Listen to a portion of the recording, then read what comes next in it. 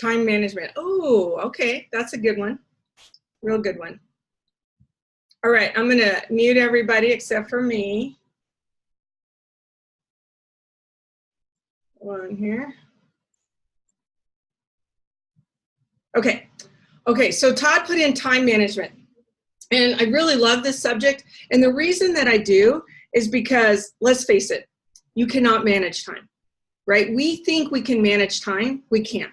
What we have to manage is ourselves, okay? So it's not about managing the time. It's managing ourselves. And one of the things I like to do with people when they come to me and they say, you know, I'm just too busy. I don't have time to do this business. And what I do is I have them take out their calendar. And if you've got like I have a little daytimer thing like this or whatever, but which is actually really thick. This is like a year and a half worth of time. But if you have some sheet or something that shows like from 8 to 5, whatever your days look like. A lot of people are still going at 8 or 9 o'clock at night. My goal is to be done at 9, no matter what. Doesn't always happen, but that's my goal.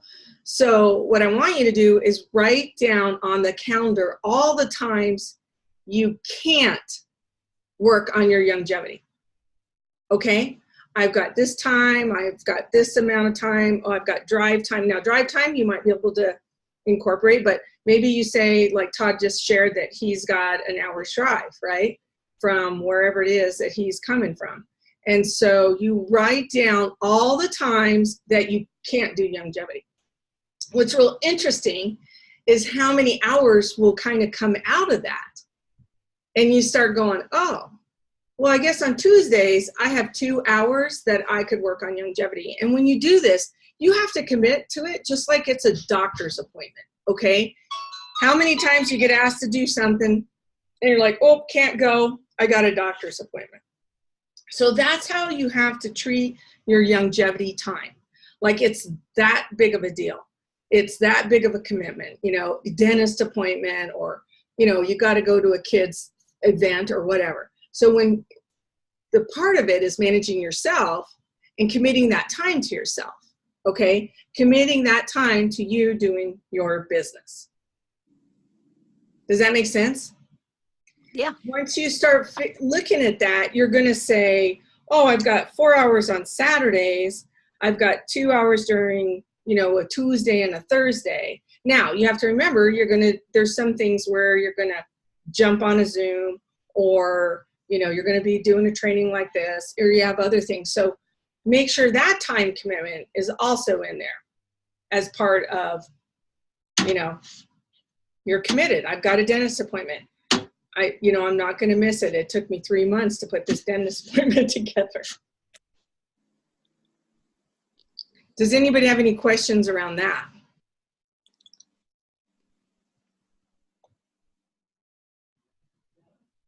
Anybody? Okay, so now once you've got your allotted time, you can commit more to how much time you're going to put into your business. Now, obviously, we need some free time. Like I said, I cut it at 9 o'clock. And for those of you that are coming on right now, you can put in the chat area what you want me to train on. Tom and Denise are not here tonight, so it's me. I can talk about anything.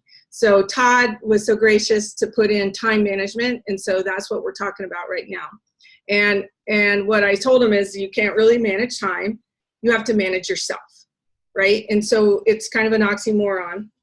When people say they want to learn about time management, then I always say you need to learn how to manage you, and then you'll have the time that you need.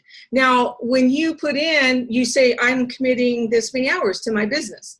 All right, now I've looked at my day, and I know what hours I'm not able to work longevity because I have other commitments. Maybe you have a job or what have you.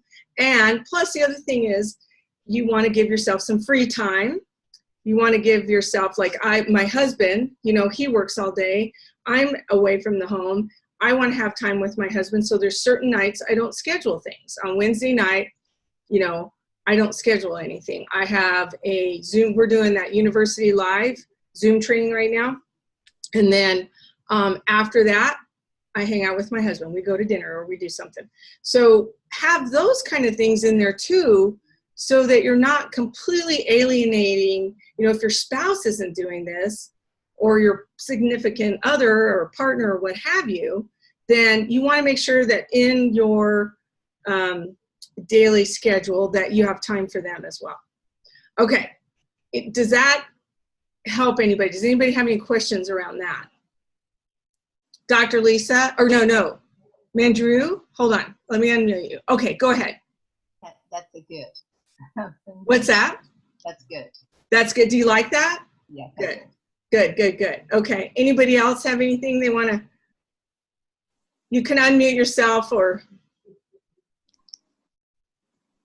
something along those lines. Okay. One of the things we were talking about last night on the university, and people, it's funny because you get somebody that tells you, oh, I'm going to just rock your world. I'm going to be the best person ever. And then all of a sudden they disappear. Have any of you guys had people like that in your business? And suddenly you can't you call them, they don't answer the phone or what have you. So what we were talking about, hey, Claire, was finding out what level of commitment people really have. And sometimes, we feel, here's what I find myself, I feel like I'm more committed to them than they are to themselves, right? And so this great way, and I've used this several times, and it seems so simple, and yet it's so powerful.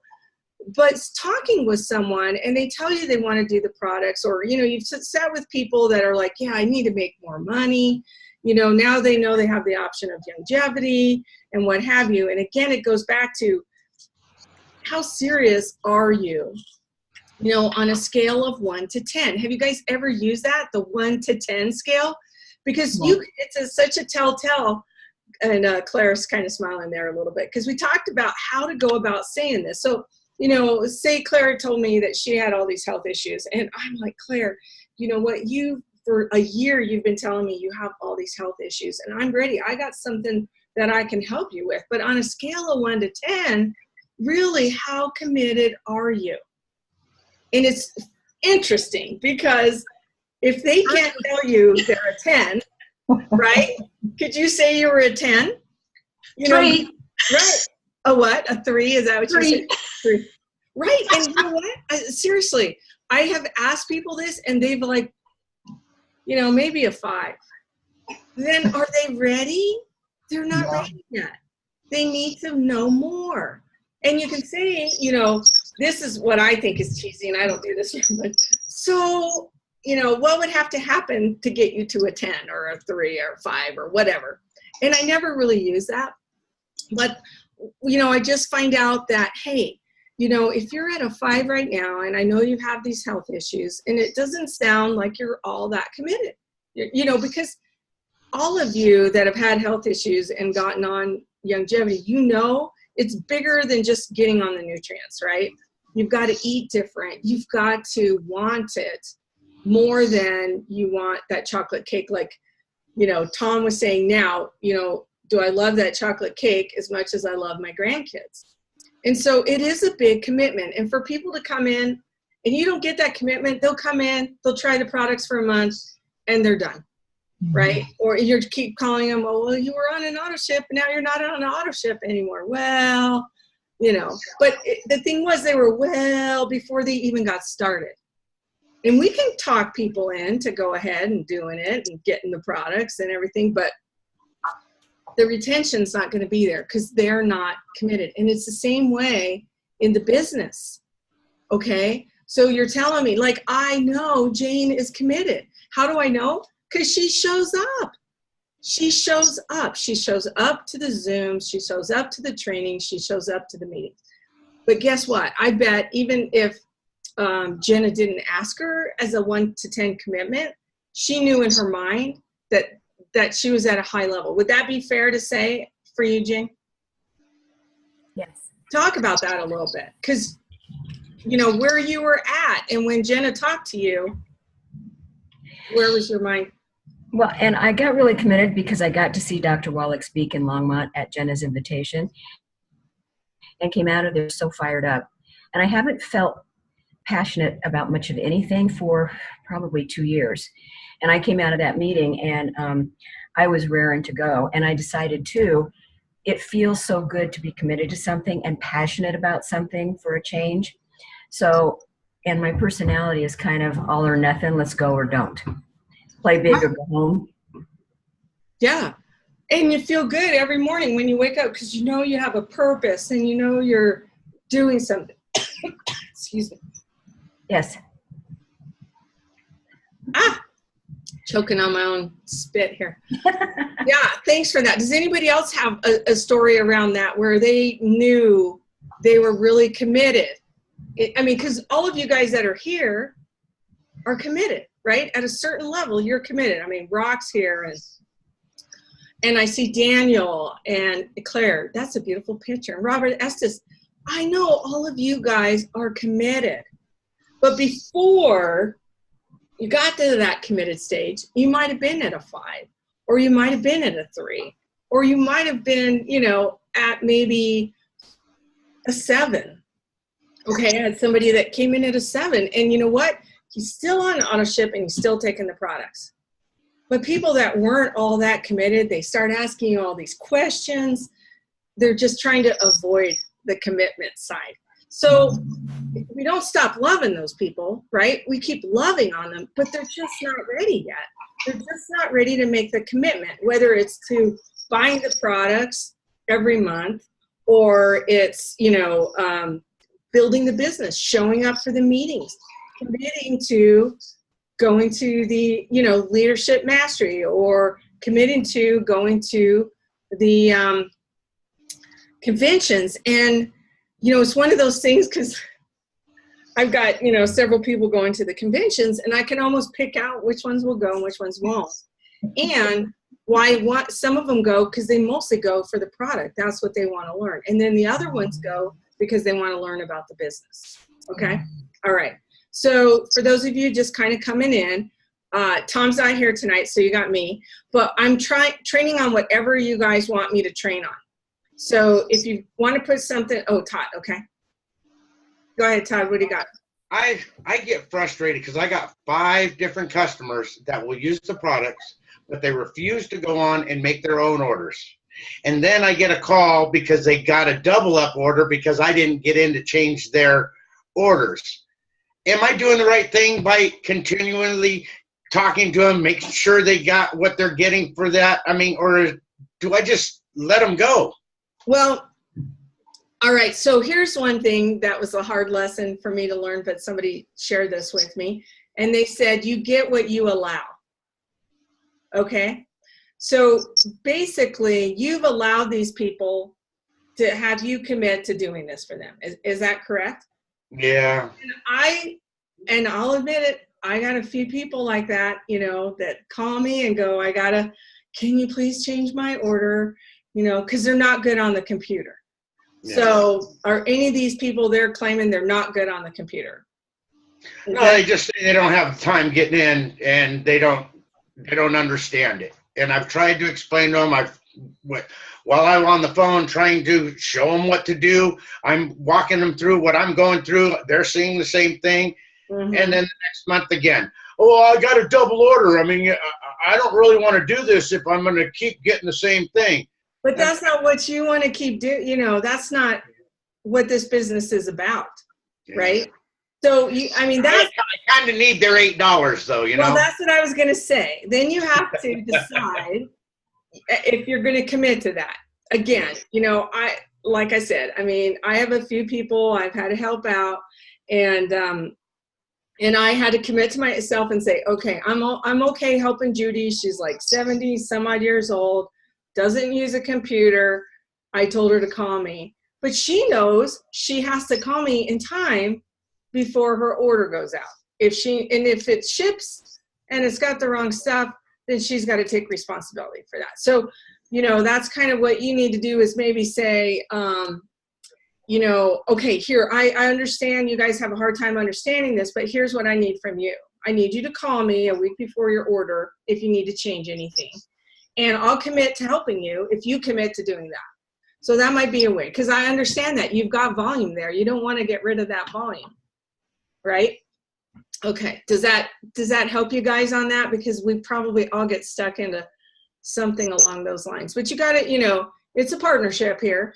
And so have them understand what it takes for you to do it, and just make some parameters. Say, that's great, I'll help you, but you got to call me a week before on Tuesday between this time and that time. You know, even be that committed to that. Okay, sorry. Go ahead.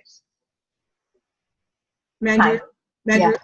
You know what I do? I actually meet with them, and I tell them that as far as their orders, they can change their orders. They can do, you know, and I help them go into their back office. I empower them because this is their business.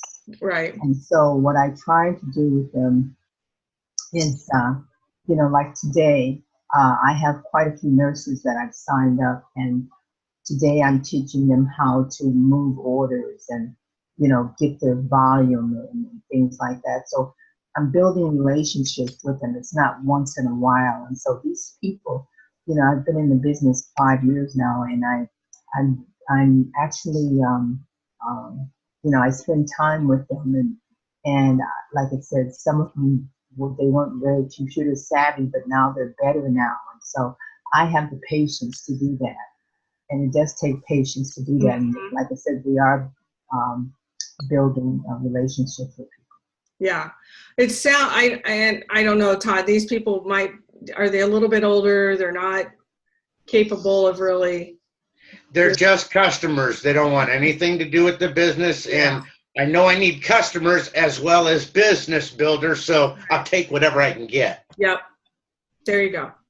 Okay, anything else anybody wants me to talk about? Otherwise, I'll just talk about what I want to talk about. But I want you guys to tell me if you have any other things that you're just kind of struggling with or anything like that. Anybody want to raise their hand? Oh, I don't know how to raise my hand. Oh, hello, can you hear me? There's yes. one thing I'd like to chime in, women's kind of thing. Oh, okay. Who's that? Okay, who just chimed in? I talked also. Can you hear me? This Okay, is Carmen. is that Shayla? Yes. Okay, go Shayla, and then I'll grab the next person. Type in who you are in the chat if you can. Okay, Shayla, did you have a question? No. No? Oh. No, sorry. I thought you wanted to talk. Okay, who is the other person that wanted to talk? Carmen, can you hear me? Yes, we can hear you. I can't see you now. You disappeared. Did I? Okay, I'm trying to find you. Hold on here. Are you on the screen? Are you on video? I am. I see my face on the little corner on a square, but you disappeared. Okay. I'm looking for you. Let me see here. Oh, there you are. Okay. Let's see if I can get you on screen here. Okay, there you are. Okay, what's your question? Okay, I have a bunch of people that order for a little while and then they stop, and I call them up and they're like, that costs too much money. I can't afford it. I guess their health isn't as important to them as mine is to me. So I don't know whether to just call them up every now and then and see if they're still interested in getting better, or just forget about them. You've done the interview on them? You've done a coffee shop interview? No, I don't know how to do the coffee shop, whatever, shop interview. Well, and mostly the coffee shop interview is really just getting to know somebody and building a relationship. But so like Claire, you know, I was using her as an example earlier. So Claire comes to me and says, you know, I've got these health issues, and we're trying to find out how committed Claire is to actually, you know, doing what she needs to do in order to support, you know, getting healthy. So by using that, then you have customers or people, you'll call back and go, so Claire, you told me you're really committed to this. And then they say, well, it's too expensive, right? Because that's an excuse that Yeah. people use. And you can say, I get that. I get that. But I just feel that my health is for me, it's worth the money, right? And use yourself. Yeah. For me, it's worth spending the money because I've gotten, and then you have your story, right? Of how much better you're feeling and what have you. So when people are giving you the excuse about money, this was expensive when I started. For me, I still figured out a way to do it because it was important. I committed to it. So again, I don't know if when I was talking about the question, you can get people sign up. I've had people, they'll just sign up, but they're not committed to getting their health under control. They're just going to try it for a little bit and not do what they need. Brenda, So if I go to the coffee shop interview, I found it on Tom's page last week, but I didn't watch it or listen to it because I was tired and I had to go to bed because I'm used to being asleep at 2:00 in the afternoon. So staying up until 9:30 or whatever is hard on me because I just retired. So I can't sleep at night yet. I'm still sleeping in the daytime, taking my naps, or I have to go to bed about 5 or 6 o'clock. Okay. Well, so I don't. Again, with the time management that we talked about earlier, which is your management, you figure out when you're awake and when you can commit to listening to the content managing. So after I listen to the coffee shop interview, that will tell me everything I need to do, and I just follow it. Is that give you the an way it idea works? on how to get to know the people that you're talking to in a way that you can find out more about them and what their commitment level is. Does that make sense? Yeah, well, I know most of the people that I've joined up or had enrolled or whatever you call it. I have like 14 people, but I know all of them for at least 10 or 20 years. So okay, I just don't know. So I'll just figure if I watch that, I can ask them enough questions to figure out whether I should cut them loose or not.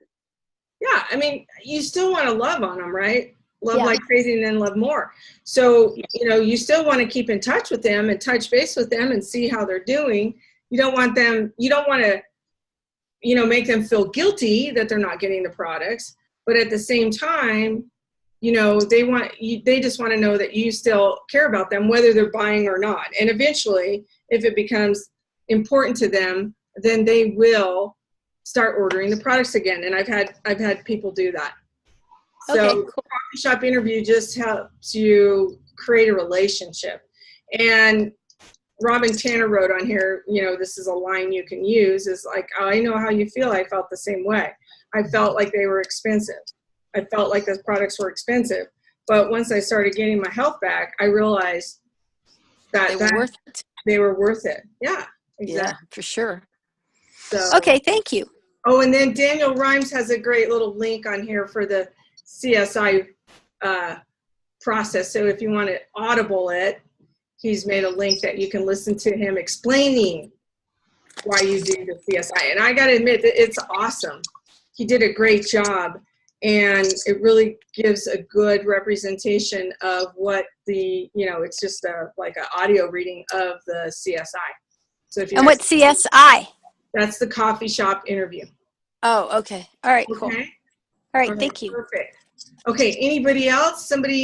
There was some questions. I can't believe Pamela, my sidekick, she's gone, and James, my sidekick, he's out of here too. Okay, Mandra. Yeah, I have to tell you, I went to a church Sunday, and I went with a friend of mine, and I had my banner, and I had my table, and I just had one Healthy Start pack out. And I started talking, just talking about Dr. Wallach. And half of the church just went by, but quite a few of them stayed, and they were just listening to me. And I told my story, my husband's story, and my team's testimony.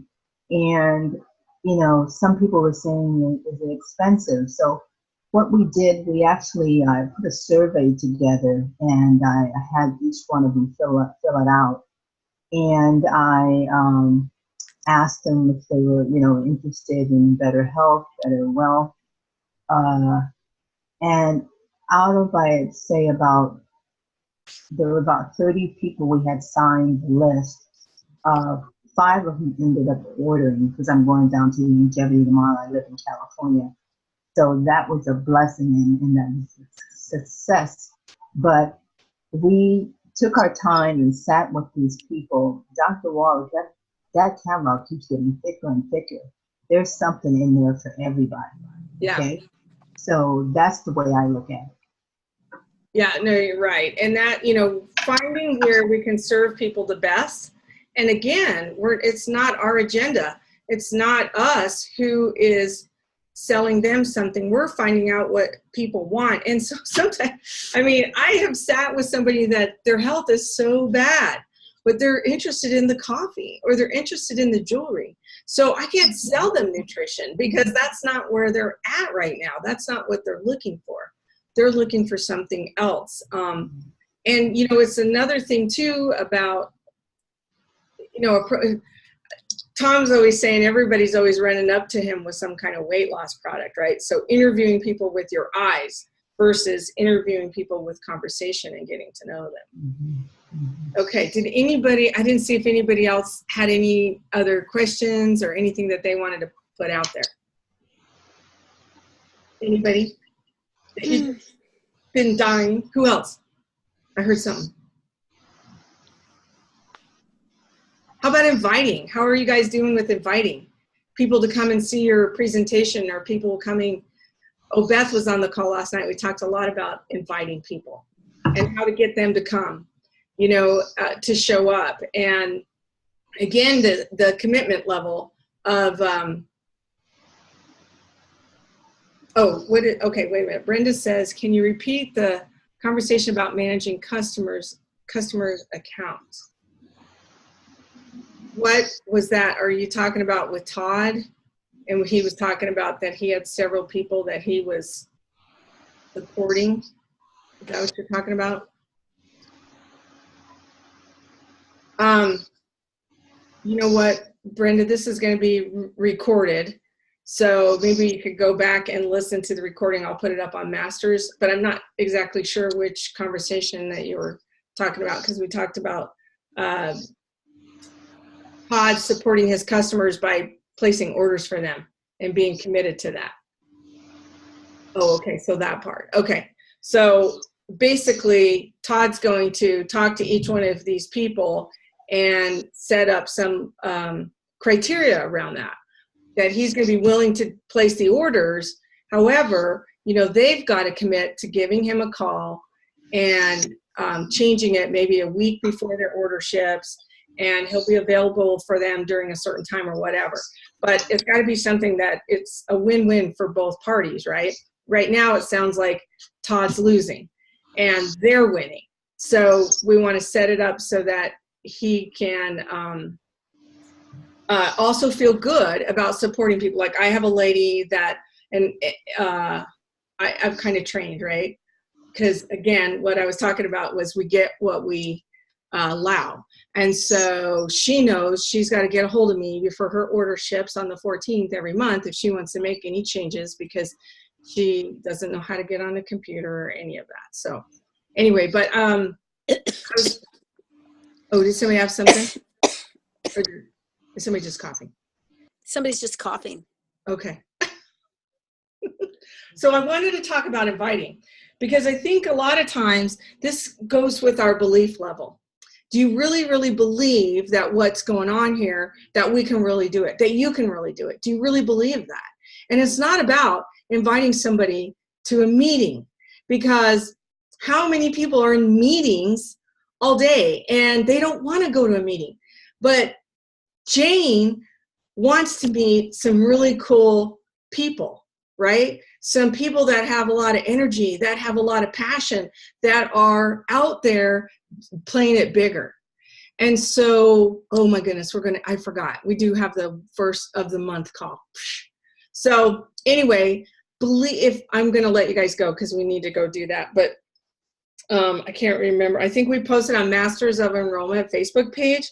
So if you guys want to go on there, there's the information and the Masters of Enrollment Facebook page. But we should all get on the corporate call. So I apologize, but be passionate when you're inviting people. Oh, it's not, okay, so it's on the Youngevity fan page as well. All right, I love you guys. Thanks for hanging out with me today. Facebook. It's Facebook, Marianne. Facebook, Youngevity Facebook Live. on the fan page. Yeah, on the Okay, fan page. perfect. So Facebook.com Youngevity. Okay, love you All guys. right. Thank you. Love you too. Bye. Bye.